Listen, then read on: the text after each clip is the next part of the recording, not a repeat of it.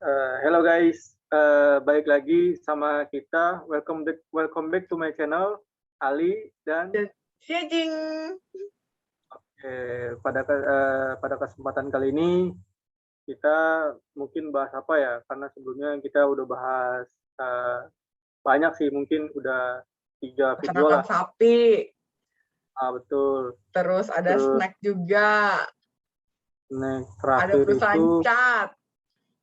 ya, dan yang sekarang itu mungkin perusahaan freight atau jasa angkut untuk apa namanya jalur ya pokoknya jasa angkut lah. Itu namanya apa ya Mas Cing kalau untuk nama PT-nya sendiri? Itu kodenya itu BSML, kodenya BSML. Nama PT sendiri PT Bintang Samudra Mandiri Lines. Bintang Samudra Mandiri Lines, kodenya itu BSML. Kode listingnya ya. Oke. Mungkin akan dijelaskan sedikit, saya jelaskan sedikit ya, mulai dari masa penawaran awalnya sampai dengan tanggal pencatatan di saham Bursa Efek. Yang pertama itu untuk masa penawaran awal untuk PT BSML atau Bintang Samudra Mandiri Lines ini pada tanggal 16 November sampai dengan 25 November. Kalau kita lihat di tanggal mungkin udah lewat lah ya. Mungkin udah lewat. Yang untuk tanggal efektifnya itu 6 Desember. Dan untuk penawaran umum perdananya itu tanggal 7 sampai dengan 10 Desember. Tanggal penjataannya itu 10 Desember. Distribusi secara elektronik, jadi tanggal 13 Desember. Jadi selain offline, dia juga menerapkan online untuk pembelian sahamnya itu melalui elektronik. Dan untuk tanggal pencatatan di saham Bursa Efek Indonesia ini tanggal 14 Desember. Nah, untuk perusahaannya ini bergerak di bidang apa sih? Masih Zin tahu nggak?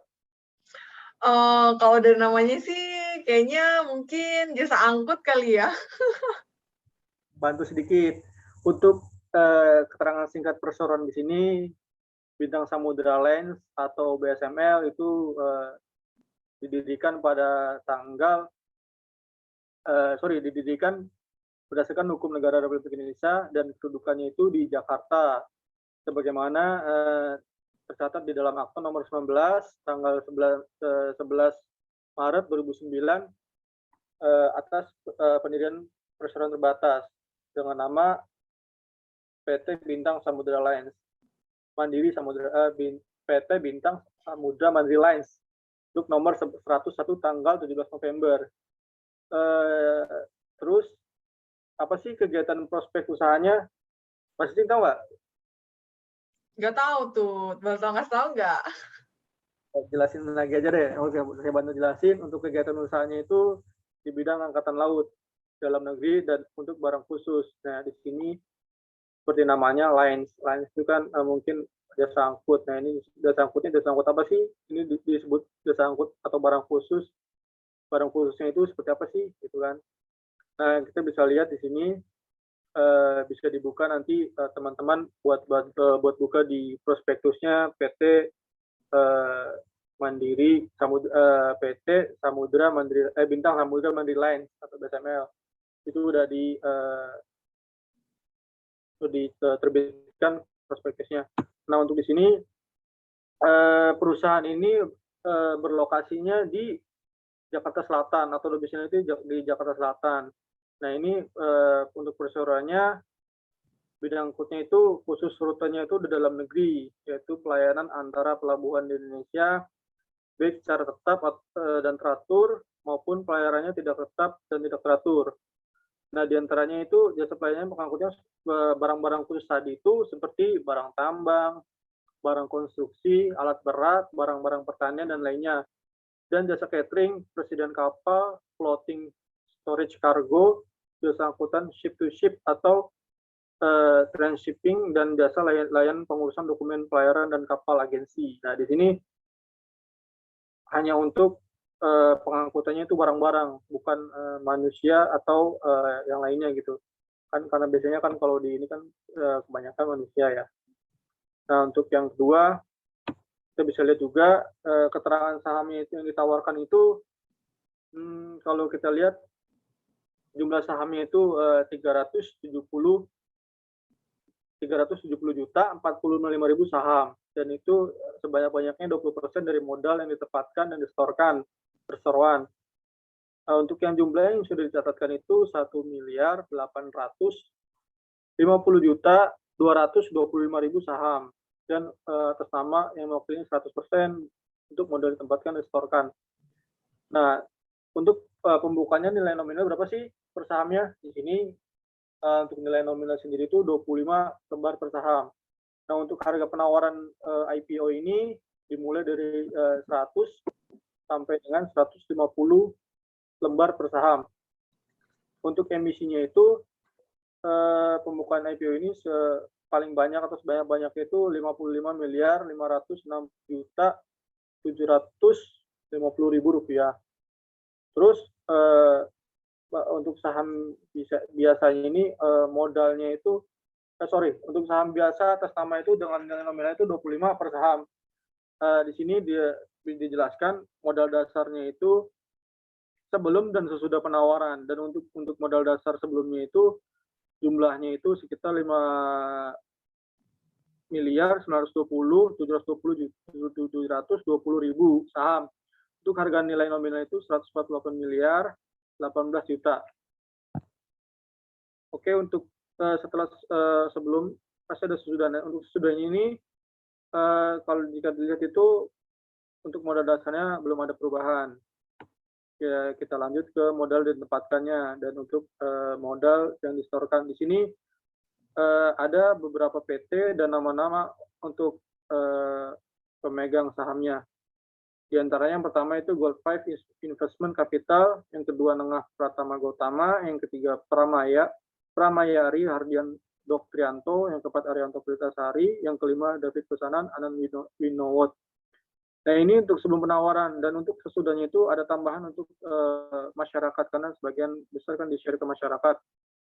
Kalau dilihat masyarakat berkontribusi sekitar 20% untuk sahamnya itu.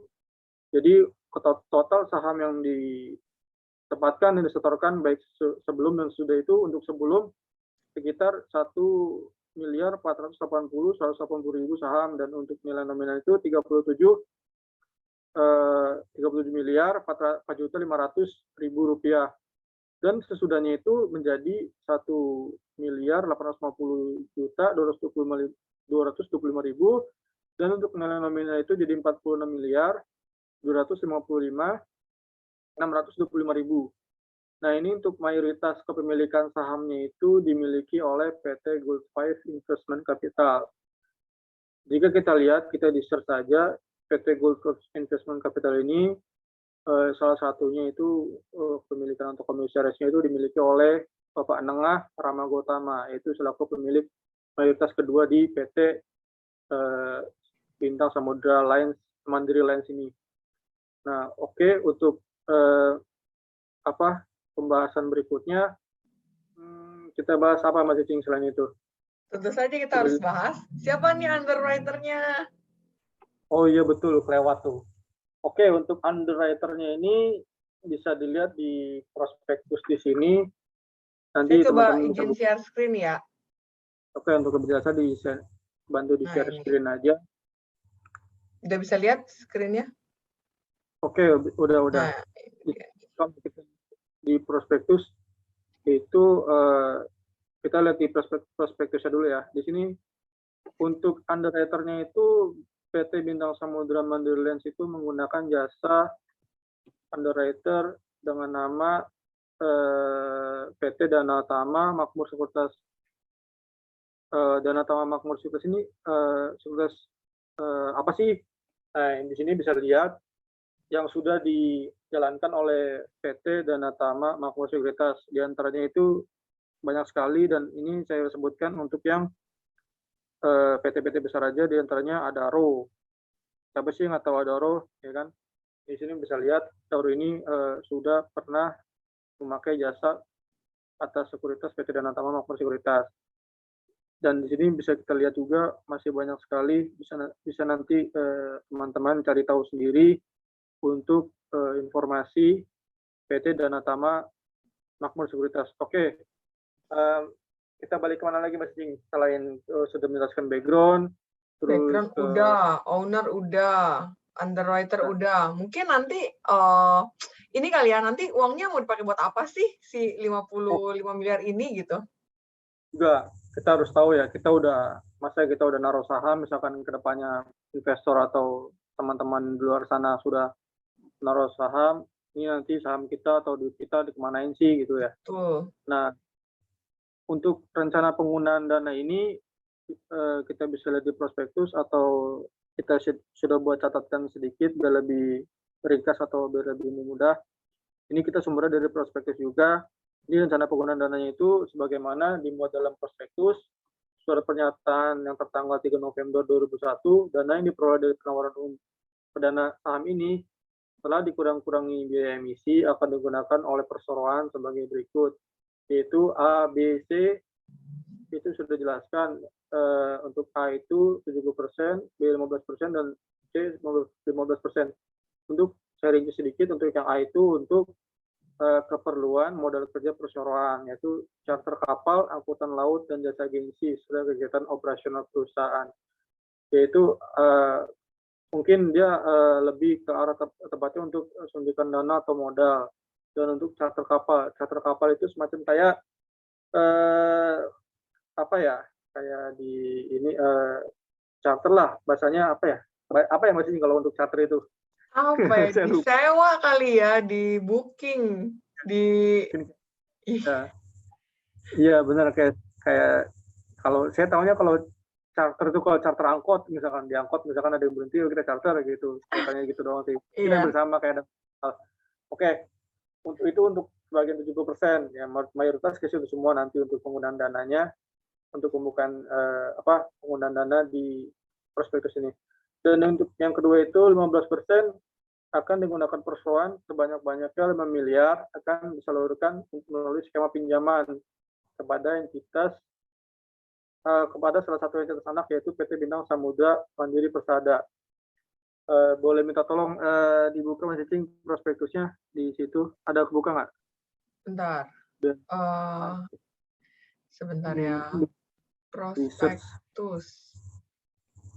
Sorry. Ya, gimana? Bisa di-search untuk yang apa, biar teman-teman tahu untuk Bintang Samudra Mandiri Persada ini anak dari PT Mandiri di Samudra Lines. Oh, ini cuma, oke.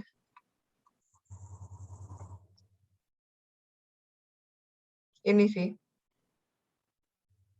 Oh iya, hampir sama ya induknya. Jadi bisnis dia adalah supply bahan bakar minyak. Oh, untuk bahan-bahan bakar minyak. Oh, mungkin dia buat bahan bakarnya untuk keperluan operasional perusahaan mungkin situ ya. Dan ini bergerak di perdagangan besar atas dasar balas jasa atau kontrak. Oke, di sini juga jelasin sih untuk 5 miliar itu digunakan PT Samudra untuk modal kerja dan kegiatan usaha di bidang perdagangan besar. Oh ya benar, sama yang dijelaskan tadi. Mungkin ini lebih tepatnya nanti untuk bahan bakar si induknya atau PT Mandiri Samudra Lines, BSML. Dan untuk yang C ini sekitar 15% akan digunakan sebagai utang bank. Dengan rincian nanti untuk mungkin di sini perseroan akan pinjam atau loan ke bank itu ke PT Bank Mandiri Persero dengan fasilitasnya itu kredit non revolving. Kredit non revolving. Terus untuk apa ya? Ya mungkin itu aja. Kita udah jelasin atau kita udah jelaskan untuk penggunaan dananya, mulai dari penggunaan dana dari background sampai dengan penggunaan dana. Kira-kira apa lagi ya yang mesti kita jelaskan ke teman-teman Mbak Cici? Apa ya, mungkin kita bisa jelasin dari segi financial statement-nya kali ya. Kita lihat kinerja perusahaannya kayak gimana, terus udah gitu neracanya gimana sih gitu untuk BSML ini. Oke, betul. Nah, ini tadi udah sempet nih di snip beberapa poin-poin untuk laporan posisi keuangan dan laba rugi. Nah, ini untuk laporan posisi keuangannya ini ada berapa 1 2 3 4 5 periode yang 3 periode ini full 2018, 2019, 2020 full year. Terus di sini ada juga perbandingan per 30 April 2021 dan 30 Juni 2021. Nah, ini kalau bisa dilihat di sini total asetnya dia 2018 ke 2019 meningkat, ke 2020 turun, terus April 2021 meningkat, terus begitu Juni 2021 turun lagi. Tapi ini turunnya nggak banyak, dari April ke Juni turun sekitar 3 miliar. Nah, untuk liabilitasnya nih dari 2020 ke April 2021 meningkat dari 158 ke 161, tapi dari April ke Juni turun jadi 158 miliar. Nah, ini nanti di prospektus itu sebenarnya dia udah jelasin ya, ini prospektusnya ini benar-benar lengkap. Jadi kalau kalian teman-teman baca, di situ dia sudah menjelaskan sudah menyediakan analisa fluktuasi dari laporan keuangan dan laba rugi gitu. Jadi nanti di situ ada bagian penjelasannya nih, kenapa sih asetnya naik, kenapa liabilitasnya naik atau turun gitu. Kenapa ekuitasnya naik gitu. Nah, di sini bisa dilihat nih total ekuitas naik terus ya, 2018 31 M, 2019 naik jadi 47, 2020 naik jadi 51, terus April naik lagi, Juni juga naik lagi. Gitu. Nah, lalu selanjutnya ini ada laporan laba rugi. Nah, di sini juga bisa dilihat ini periodenya sama ya kayak kemarin yang di atas, cuma bedanya di sini juga disediakan komparasi laporan laba rugi per 30 April 2020 gitu. Jadi kalau di atas kan balance sheet nih 30 April 2021, 30 Juni 2021, tapi nggak ada 30 April 2020. Yang di sini ada nih 30 April 2020 juga. Nah, di sini bisa dilihat nih kalau misalnya dilihat nih pendapatannya ini kan setengah tahun nih 30 Juni 2021 udah mencapai 29 M. Sedangkan kalau tahun lalu selama 1 tahun aja dia punya pendapatan tuh cuma 26 miliar gitu. Jadi ini gimana ya, performance BSML setengah tahun di 2021 sudah melebihi total seluruh pendapatan di tahun 2020 gitu. Dan kalau misalkan performance ini disetahunkan, yang berarti 29 kali 2 yaitu 58 miliar, itu lebih besar dari total pendapatan di tahun 2019. 2019 kan total pendapatannya 41 miliar, kalau di 30 Juni 2021 setengah tahunnya 29 miliar, kalau disetahunkan itu 58 miliar. Berarti ini naik gitu ya kinerjanya. Setelah sempat turun nih di tahun 2020, dia naik lagi di 2021. Nah, di sini juga seperti yang tadi sudah dijelaskan di prospektus juga sudah dikasih tahu nih alasannya kenapa sih dia turun, kenapa sih nanti kok bisa di 2021 pendapatan dia naik drastis gitu. Nah, terus ini untuk beban pokok pendapatannya. Di sini kalau untuk beban pokok bentar.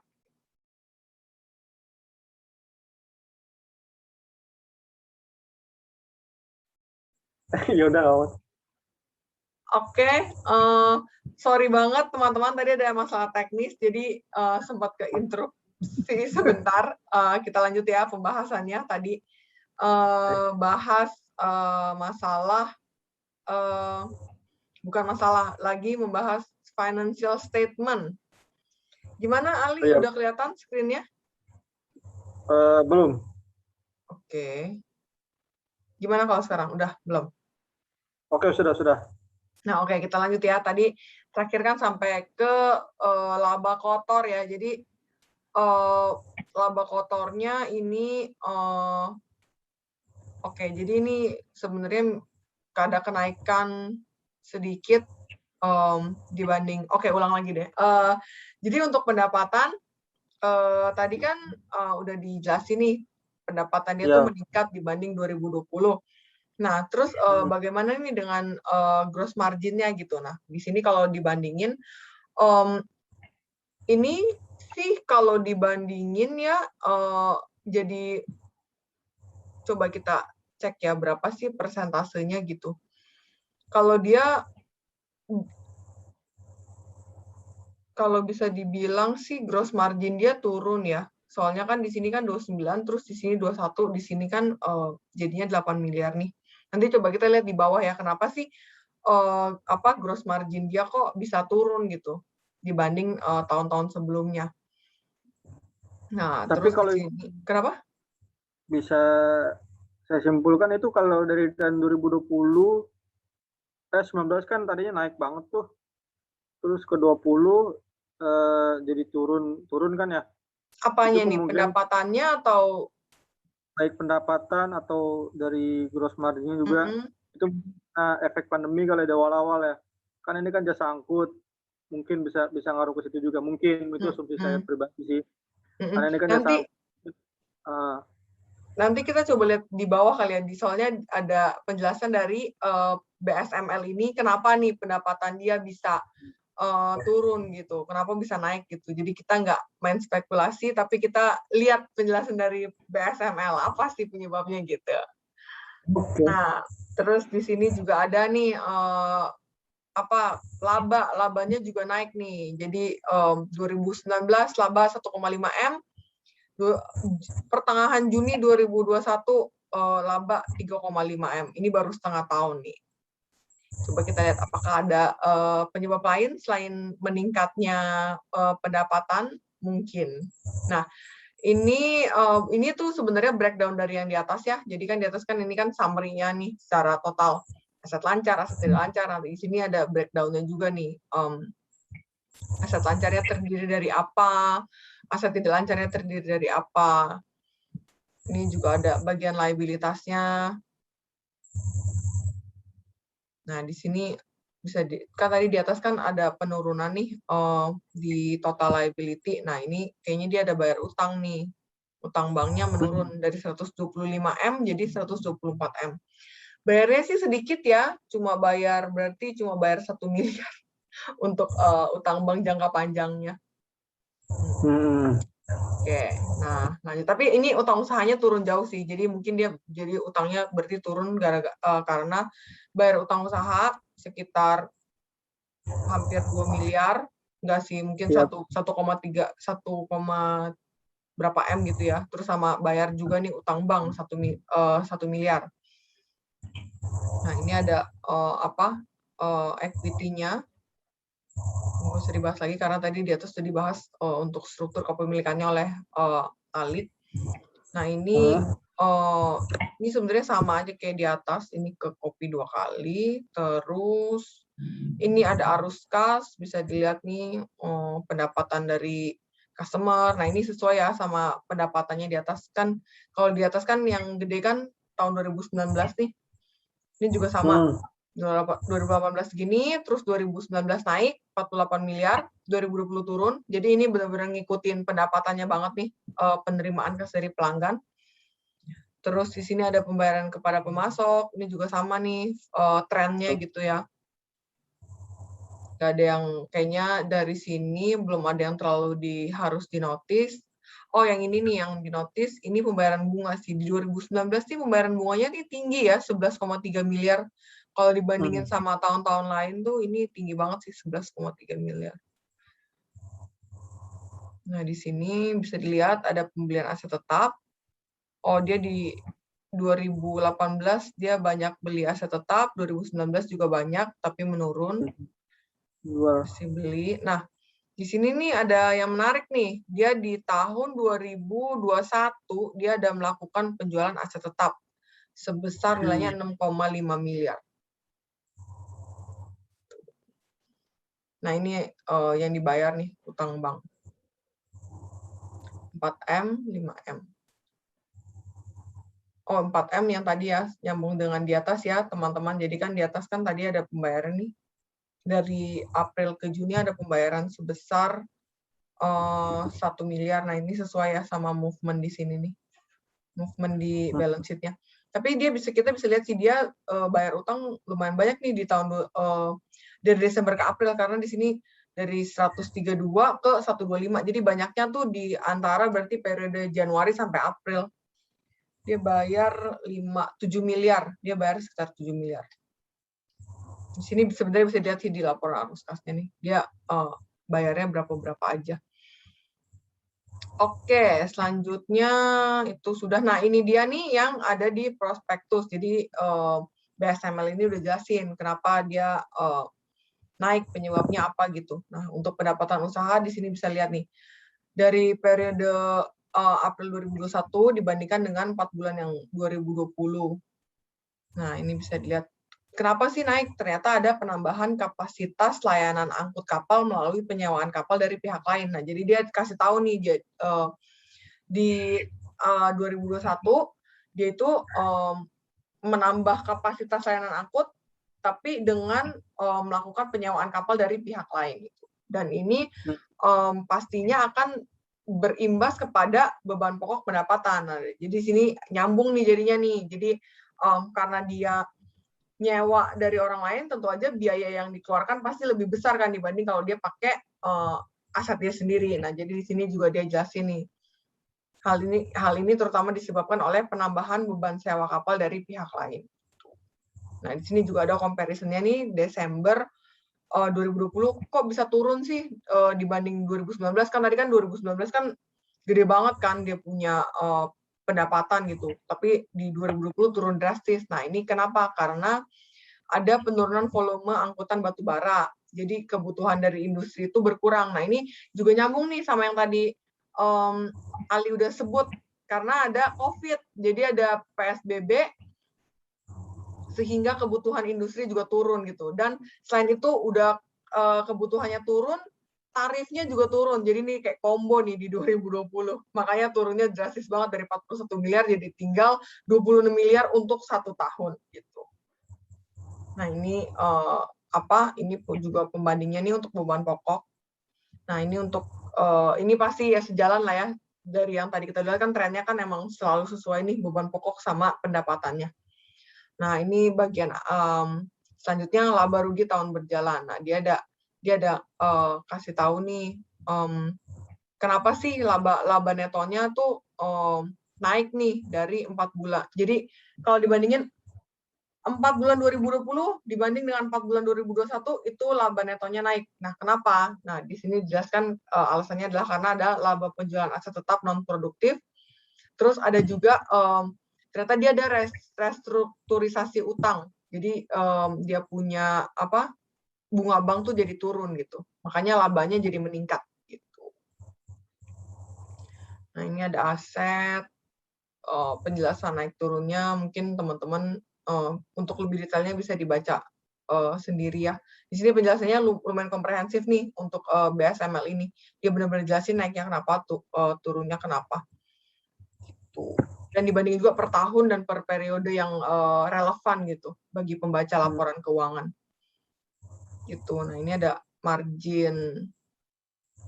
Oh, ini juga ada yang menarik nih. Jadi dia ada ini adalah kebijakan dividen. Jadi nanti kalau untuk dividennya sendiri, jadi nanti dia akan mulai dari tahun buku 2022. Jadi nanti di tahun 2022 labanya berapa? Kalau labanya berapa nanti akan dihitung berapa dividen yang bisa dibagikan. Jadi nanti harusnya pembagiannya itu di 2023. Nah, itu untuk kebijakan dividen. Nah, dari sini selanjutnya apalagi nih yang pastinya menarik gitu untuk dibahas gitu kan kalau misalnya mau invest. Nah, selanjutnya ini ada rasio. Jadi di sini kita udah melakukan perbandingan ya. Jadi ini adalah rasio untuk BSML, terus ini adalah rasio dari saingannya. Kita tahu dari mana sih saingannya? Jadi si BSML ini di prospektusnya dia juga sudah menyediakan nih informasi tentang saingan-saingan dia tuh siapa aja sih gitu. Nah, di sini disebut ini ada Pelita Samudra Shipping, Transmaritim, Mitra Bahtera Segara Sejahtera, dan Bahtera Adiguna. Nah, ini kan yang disebut ini. Nah, terus di bawah nih ada nih, dia juga BSML ini juga menyediakan nih informasi tentang market share BSML di Indonesia, dan ternyata share-nya itu per sekarang ini baru 2% gitu. Yang paling banyak itu adalah Transcol Pacific Tbk, disusul sama Mitra Bahtera Segara Sejati, lalu ada Transpower Marine dan sebagainya. Tapi itu pemain utamanya nih berarti nih, Transcol Pacific, Mitra Bahtera, dan Transpower Marine. Nah, ini rasionya. Nah, ini kita ambil nih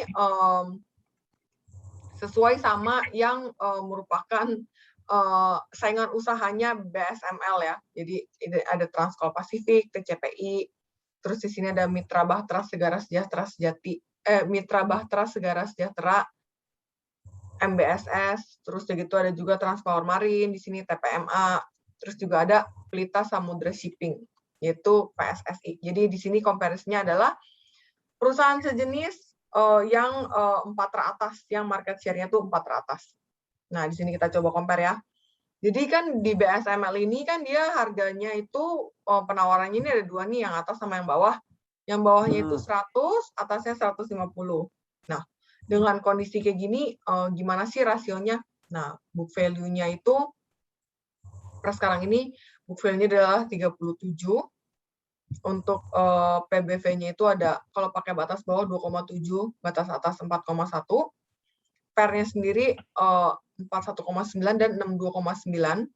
DER-nya, ini DER-nya besar ya, itu 289,2%. Jadi ini utangnya berkali-kali lipat dari equity-nya. ROE-nya 6%, EPS-nya yaitu 2,3. Nah, ini coba kita ganti jadi persennya.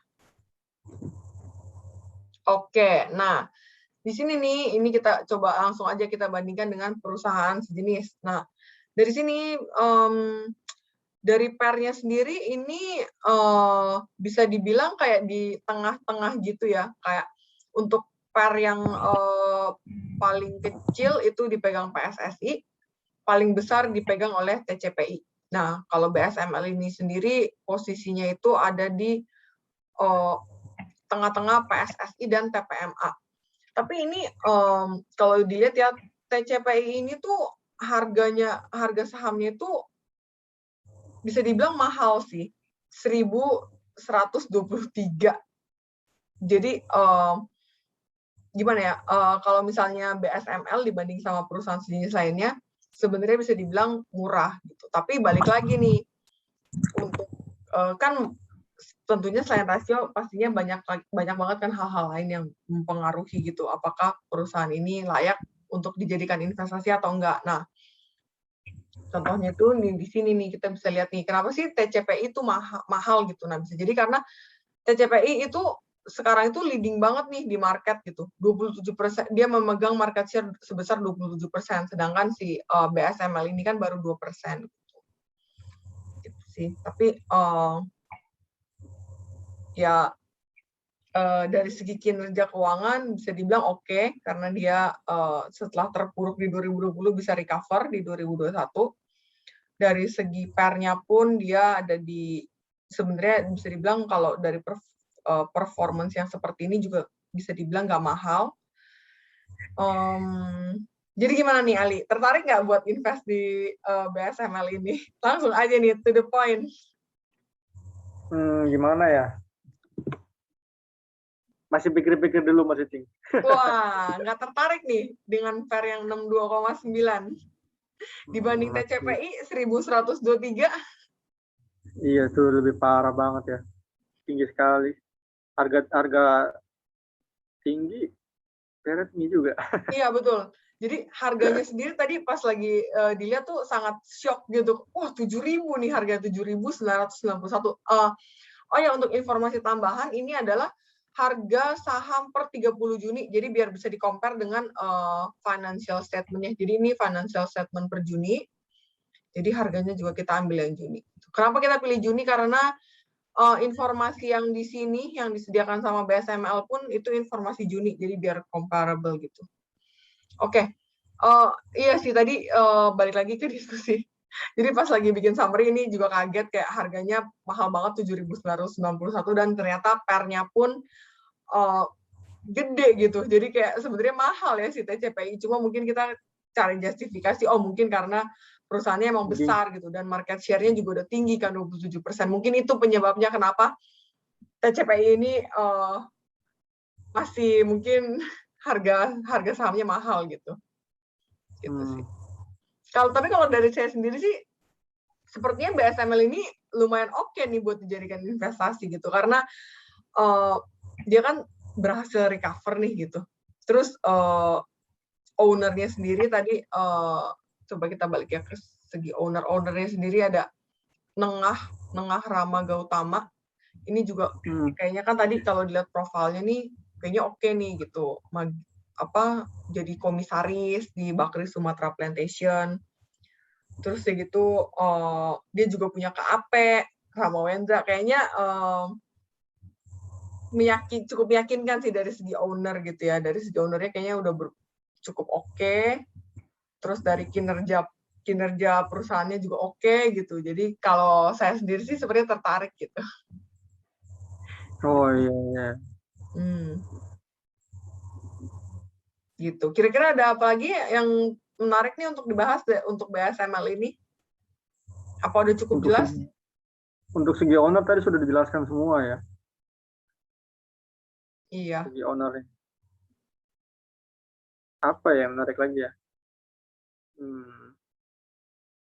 Atau mungkin cukup segitu dulu kali ya. Dan kita sekali lagi disclaimer, ini hanya merupakan analisa amatir. Jadi tapi keputusan tetap ada di teman-teman masing-masing. Jadi kalau mau melihat ini mungkin dilihat bagus ya mungkin bisa invest, tapi kalau misalnya mungkin kalau dilihat labanya 3,2 M tapi mungkin tadi berapa M-nya berasal dari penjualan aset tetap nggak menarik gitu ya. Balik lagi ke assessment dan judgment masing-masing investor ya. Ya betul.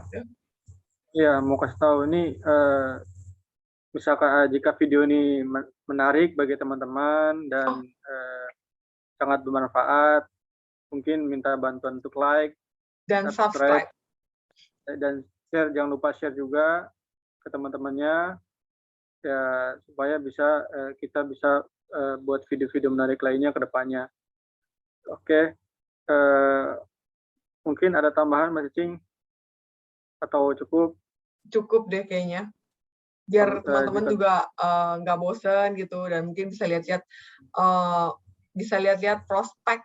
Kan banyak banget nih, kan lagi banyak nih yang mau IPO. Jadi untuk membersihkan waktu, kita sampai sini aja kali ya bahasnya. Oh ya, jika ada saran atau saran dari teman-teman bisa chat di kolom komentar, kita kekurangannya apa atau apa, kita bisa bangun ke depannya supaya lebih baik lagi. Oke, mungkin itu aja Mas Cing. Terima kasih atas waktunya. Terima kasih Ali. Selamat malam. Selamat malam. Dadah.